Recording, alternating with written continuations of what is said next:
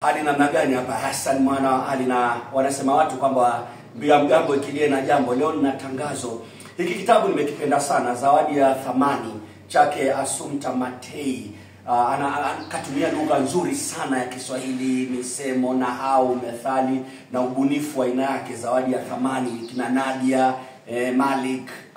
Kitabu kizuri sana.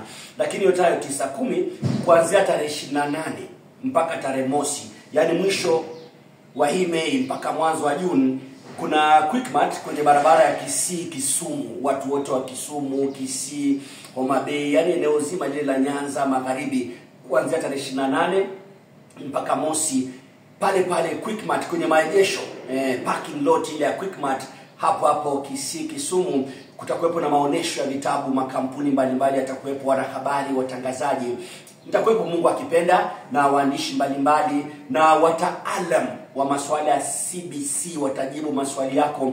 Ni kwenye vibanda maalum. Tafuta tu kibanda cha Oxford University Press. Kibanda cha Oxford University Press, naambiwa kitakuwa namba 13 na 14.